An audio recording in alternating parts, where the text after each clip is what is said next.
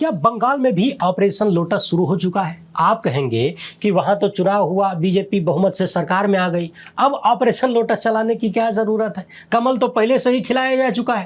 भले ही उसमें ज्ञानेश कुमार और हलवा पूड़ी वालों का विशेष योगदान रहा हो, मगर कमल तो खिल ही चुका है। अब किसी ऑपरेशन की क्या जरूरत है? यदि आपके दिमाग में ये बात उठ रही है तो शायद आप भूल गए कि भाजपा विपक्षी पार्टियों को चुनाव हराने पर ही नहीं, बल्कि विपक्षी पार्टियों को पूरी तरह से निपटाने पर भी काम करती है। यानी गुजराती जोड़ी की जो भाजपा है, ये विपक्ष को हराकर खुद को सत्ता में लाने के लिए ही प्रयास नहीं करती, बल्कि विपक्ष एकदम न्यूट्रल हो जाए, उसकी सारी शक्ति खत्म हो जाए, सड़क पर उतरना तो दूर, लड़ना तो दूर, वो बोलने के लायक भी न रह जाए, खुद अपने आप को बचाने के लिए भागता फिरे। अमृतकाल में ये प्रयास होता है। अब सवाल ये है कि पश्चिम बंगाल में ऑपरेशन लोटस की चर्चा क्यों शुरू हो गई? तो इसके पीछे भाजपा के एक सांसद का हालिया बयान और उसके पीछे कल की एक घटना है, जिसमें टीएमसी प्रमुख ममता बनर्जी ने अपने सभी विधायकों को बैठक में बुलाया था, लेकिन मात्र 20 विधायक पहुंचे, 60 विधायक नहीं आए। अब 80 में से 60 विधायकों के नहीं आने पर टीएमसी ने क्या कहा है, इस पर भाजपा के सांसद ने कौन सा बयान देकर ऑपरेशन लोटस की आग लगाया है, उन सब पर एकदम कायदे से चर्चा करेंगे। इसके अलावा बंगाल की हालिया कुछ घटनाओं का जिक्र भी होगा, इसलिए वीडियो को आखिर तक देखिएगा। पहली बार है तो चैनल को सब्सक्राइब करके घंटी बजा दीजिए टन से। हर वीडियो को लाइक और शेयर करना आपकी जिम्मेदारी है। इसके अलावा आप जानते हैं कि हम किसी धन्ना सेठ या राजनीतिक दल के दम पर चलते नहीं, तभी खुलकर आपके मुद्दों पर बात हो पाती है। हमारा काम पसंद आता हो तो इस QR कोड या मोबाइल नंबर का प्रयोग करते हुए जो भी हो सके आर्थिक सहयोग भेजने का प्रयास जरूर करें। बहुत बहुत धन्यवाद। दुनिया के किसी भी लोकतंत्र में विपक्ष की बेहद महत्वपूर्ण भूमिका होती है। दरअसल विपक्ष के बिना लोकतंत्र हो ही नहीं सकता। जिस तरह स्त्री और पुरुष के मिलन के बिना संतान प्राप्ति नहीं होती, उसी तरह पक्ष और विपक्ष के बिना लोकतंत्र रूपी संतान किसी भी भूभाग को नहीं मिलता। क्या आपने कभी यह सोचा है कि पिछले 12 सालों से जिस तरीके से पूरा का पूरा भाजपा सिस्टम, उसमें गोदी मीडिया को ले लीजिए, उसके तमाम लपड़ झंडिसों को ले लीजिए, भाजपा के तमाम नेताओं को ले लीजिए और देश की तमाम जांच एजेंसियों, संवैधानिक संस्थाओं और तो और अदालतों में बैठे कई सारे बेईमान जजों को भी ले लीजिए। हालांकि ध्यान रखिएगा, उन्हीं अदालतों में एक से बढ़ के एक ईमानदार, तटस्थ और धुरंधर जज भी हैं, जिन्हें अपनी ईमानदारी की सजा भी लगातार मिल रही है। मगर वहीं बैठे कई जज ऐसे भी हैं जो अपने पद के साथ, इस देश के लोकतंत्र के साथ, संविधान के साथ लगातार बेईमानी कर रहे हैं। तो इन सब ने पिछले 12 सालों में कहीं ना कहीं ये दिखाने का, बताने का, जताने का प्रयास किया कि विपक्ष की कोई जरूरत नहीं है, विपक्ष बहुत बुरी चीज, विपक्ष होना ही नहीं चाहिए, विपक्ष को बहुत कमजोर कर दो, विपक्ष देश विरोधी है, विकास विरोधी है, हिंदू विरोधी है। यानी जितना हो सकता है विपक्ष को बदनाम किया जाता है।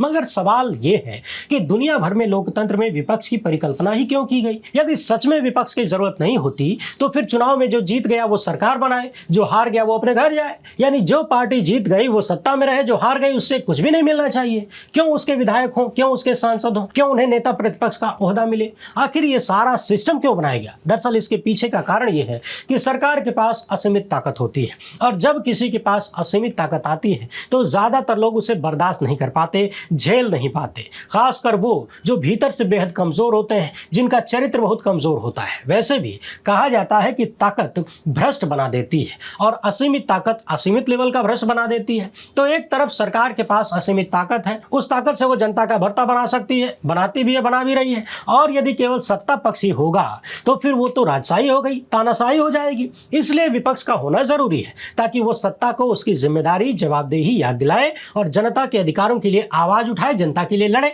क्योंकि जनता स्वतः आंदोलित नहीं होती है, भीड़ को हमेशा एक चेहरा चाहिए। भीड़ आंदोलित तब होती है जब उसका सब कुछ खत्म हो जाता है। जनता सड़क पर अपने से तब आती है जब त्राहिमाम आ जाता है, मगर उससे पहले ही परिस्थितियों को संभाल लिया जाए, इसके लिए विपक्ष की जरूरत होती है।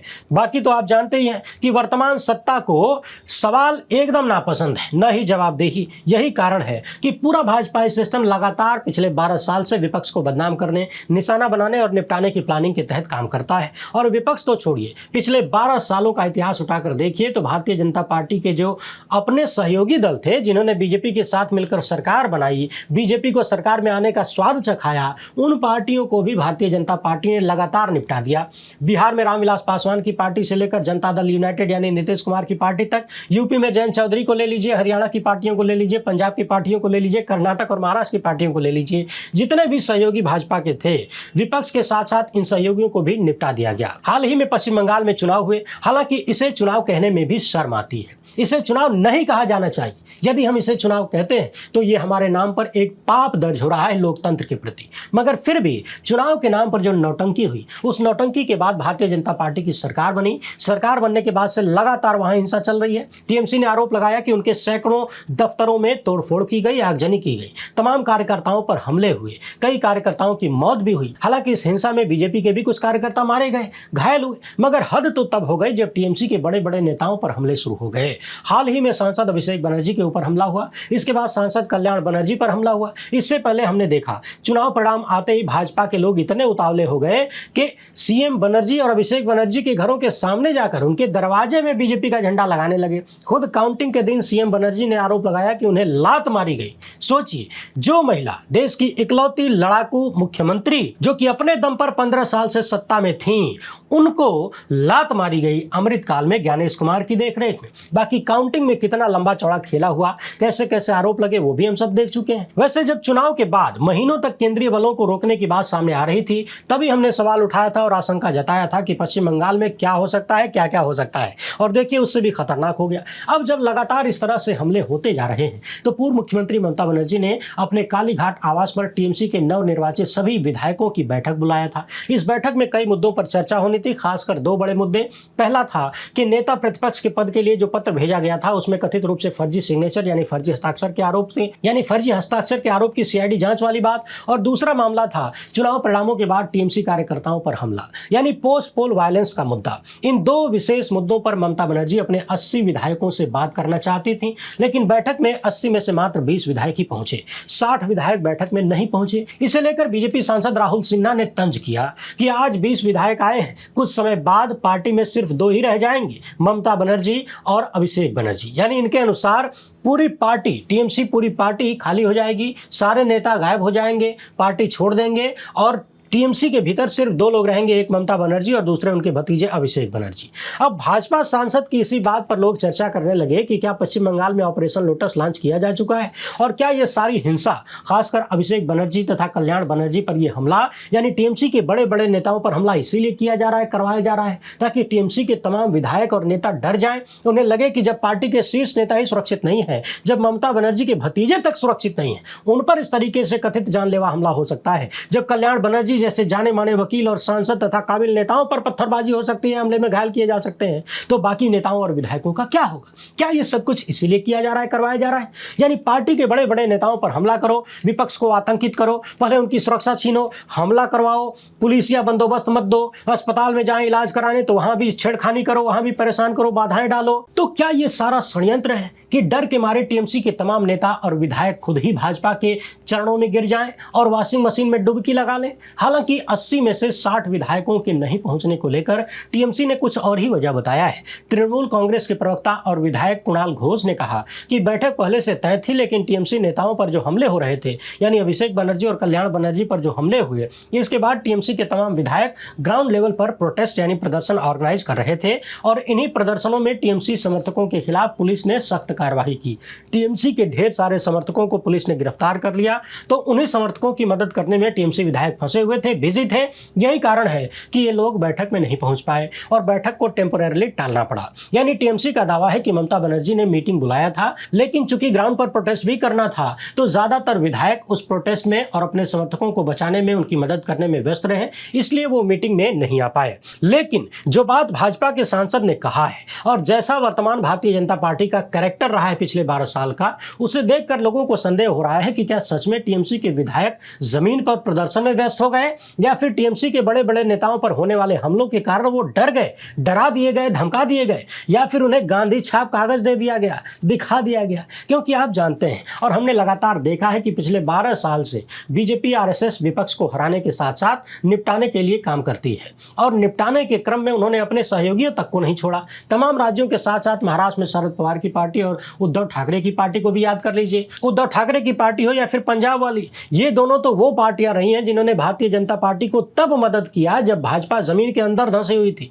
यानी अभी अंकुर भी नहीं फूटे थे। मगर गुजराती जोड़ी वाली भाजपा ने उन दोनों को भी नहीं छोड़ा, तो बाकियों का क्या छोड़ेंगी, विपक्षियों को। वैसे सरकार बनाने और चलाने में मदद तो ममता बनर्जी की पार्टी ने भी भाजपा के लिए किया था, परंतु कौन कौन से धतकर्म करके टीएमसी को हराया गया है और कैसे उन्हीं ममता बनर्जी के भतीजे पर भाजपाई शासन में कथित षड्यंत्र के तहत हमला हुआ है, तमाम ऐसी तस्वीरें टीएमसी साझा कर रही है, जिसमें आरोप लगाया जा रहा है कि भाजपा के पदाधिकारी और कार्यकर्ता अभिषेक बनर्जी पर हमले में शामिल थे। तो कुल मिलाकर बात वही है कि क्या पश्चिम बंगाल में भी ऑपरेशन लोटस शुरू हो चुका है, यानी टीएमसी को हराने के बाद निपटाने की तैयारी शुरू हो चुकी है। उधर 30 मई को सोनारपुर में अभिषेक बनर्जी पर हुए हमले को लेकर टीएमसी गुस्से में है। चुनाव बाद की हिंसा से प्रभावित टीएमसी कार्यकर्ताओं के परिवार वालों से अभिषेक मिलने पहुंचे थे, मगर रास्ते में उन पर अंडे, जूते, ईंट पत्थर फेंके गए, जिसमें उनका चश्मा टूट गया, कपड़े फट गए, सुरक्षा के लिए हेलमेट पहनाना पड़ा। मगर उस हेलमेट को भी बार बार हमलावरों ने निकालने का प्रयास किया और मुझे बार बार वो सीन याद आता है जब सड़क किनारे खड़े दो गुंडे अभिषेक पर पत्थर उठाकर चलाते हैं,